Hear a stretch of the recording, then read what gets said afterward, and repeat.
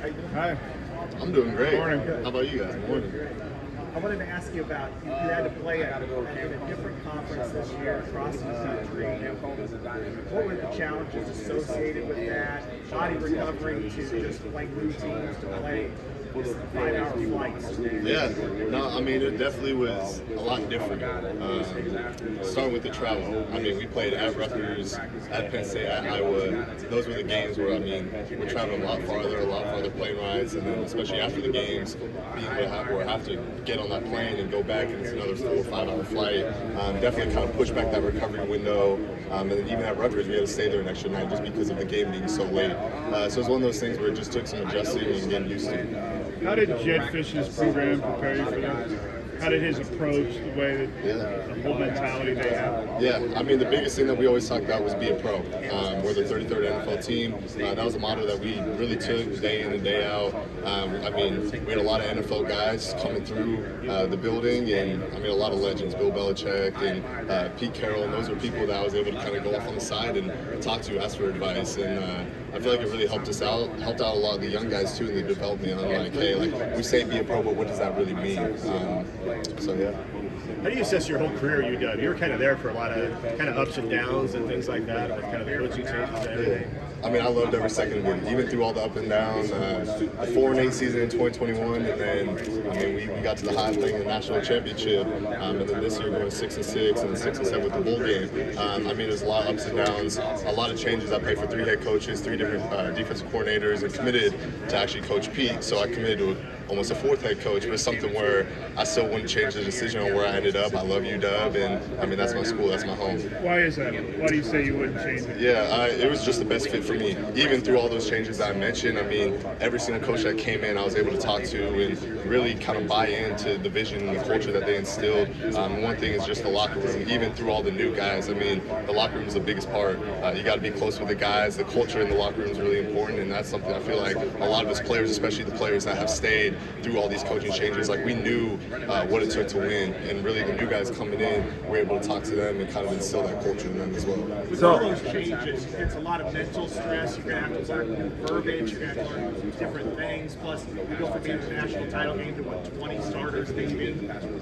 How did you mentally process that? And do you think that can help you because you're going to have a new defense wherever you go? Yeah, I mean, the biggest thing is just taking one day at a time and being where your feet are at. I mean, not looking too far in advance, because if you did that, then I mean, it could have brought a lot of challenges, because you could get used to one defense and used to a coaching staff, and then they'll leave, and then you get a little shook. But I mean, I was just where my feet are at. One thing Steve Belichick told me, and I really kind of instilled in my life, is just being where your feet are at and being the same guy every single day. It can only help you, and I think that even through all the changes, it's really going to help prepare me for the league.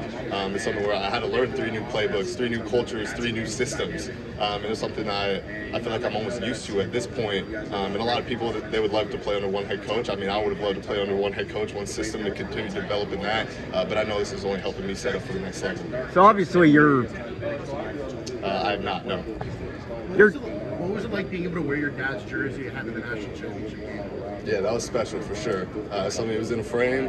He actually was able to take it out of the frame, bring it down with him. I got it the day before the game. Something we talked about kind of leading up to that game when I was down there. It was something that we really wanted to do. I mean, something to recognize, you know, his accomplishments that he's had at UW and just the family heritage that we have. Now that your dad's in scouting, what is his scouting report on you?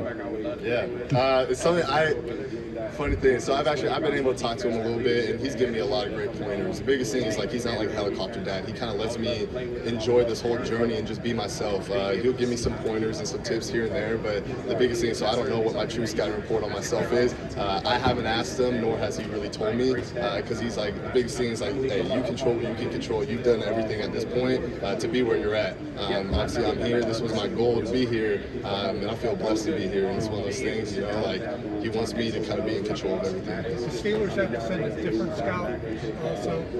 Say that again? Did the Steelers have to send a different scout this year to UW? They did, yeah. And just over time with my dad working with the Steelers, I've been able to meet a lot of the Steelers scouts and almost kind of build a relationship with them. So even when I interviewed with them for the Shrine Bowl, and then I interviewed with them here, something that, you know, kind of seeing them, it was a familiar face, meeting the coaches and everything. So it was a fun meeting. He hasn't hurt you read the scouting report. Yeah, no.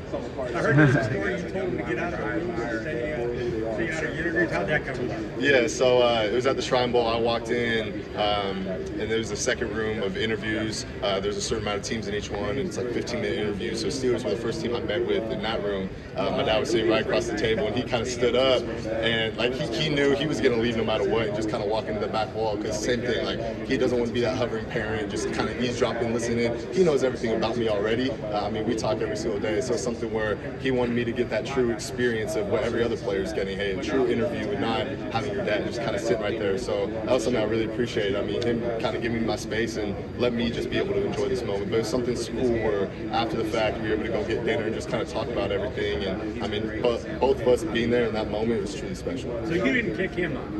I mean, I told, like, I made a joke. When he stood up, I'm like, no, like, back wall. He was like, I got you. So, yeah. Has he given you one particularly good tip that's been helpful, or is it just a general? I feel like the biggest thing is, I mean, I said it earlier, is like everything that I've done has helped me get to this moment. So don't overthink things, like you belong. That's the biggest thing. He's like, don't stress too much about everything. You're prepared, you're ready, and just go out there and perform. You had to play against a lot of great running backs this year and previously. Is there any like this last year that really stand out or here? Yeah, I'll say the running back from Iowa, Johnson, number 2. It was something where, I mean, he ran for a lot on us, and I wasn't too happy about that, but he's a great player. I was able to kind of give him that respect after the game for sure. What does he do? What does he do well that the NFL teams? Yeah, I mean, he's a big guy. He's hard to bring down, and he's able to find gaps that, I mean, we didn't even think was there. It's something where, like, he really tested our rules on staying gap privilege and basically being where you need to be.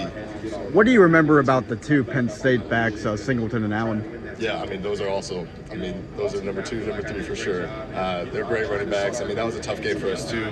I feel like we started off a little bit slow, and they were able to get a good lead on us right away, and that helped with their running game. I mean, obviously, they have a great O-line to run behind as well. Carson, you talk about the pro readiness from the program this past season and all the coaches that you've had a chance to work with, but the linebacker position has changed in terms of what is demanded of you. How are you selling yourself to teams this week in regard to being able to handle all the different duties you have to be able to do to play linebacker in today's NFL? Yeah, the biggest thing I tell them is my instincts. I feel like I'm a sideline player. I can read plays really well and go and execute my plays. And the biggest thing is being able to control and lead the defense. Something where Alfonso Tupatal, my other linebacker, who started with the green dot, I would occasionally didn't get it, but it was something where we were both vets, and I mean, it was great playing alongside of him. I gave him a lot of credit because he helped me out a lot there. And it's something where we were able to lean on each other, be able to give the defensive line the call, get the calls to the safeties, or vice versa, the safeties giving the call to us. So it's something where my leadership out there, I feel like I'm able to kind of upbring people, especially we had a lot of young guys play this year. It was something where a lot of young guys had to step up and kind of go out there on the field and help perform to help us win. So we really had to count on them. So even in practice, and then going into the games, like we had to count on them, make sure everyone's basically aligned correctly and know exactly what they're doing. So that over kind of communication span throughout the whole defense. That's something I really challenged myself on. Being more of a vocal leader rather than a leader by example, because I knew that I could lead by example, but I really had to bring up my vocal for sure this year. What's your specialty on special teams?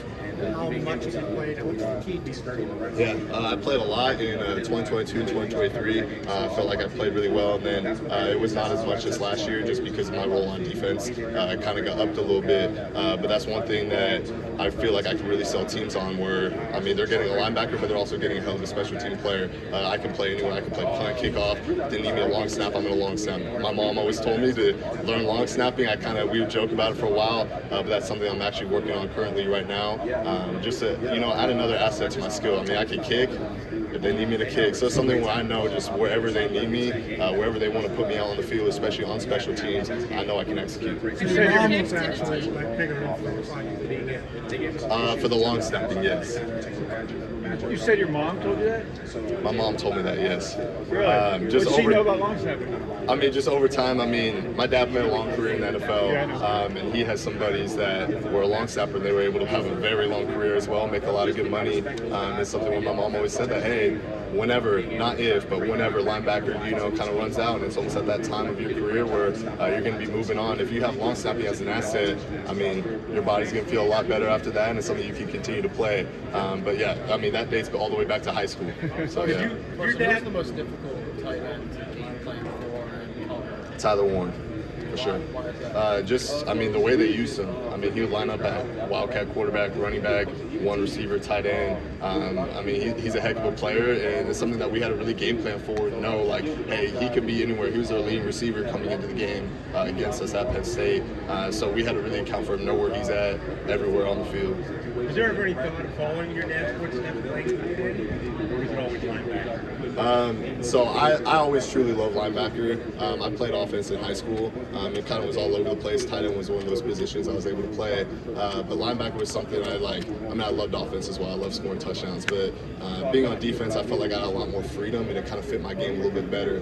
But the joke, too, my mom's 5'3", 5'2", so she's a little short. I never hit that 6'4" mark. So I thought if I was maybe 6'4" or taller like my dad, then maybe I would be a tight end. But, everything is set for a reason. God has a plan for me. Linebacker is my position.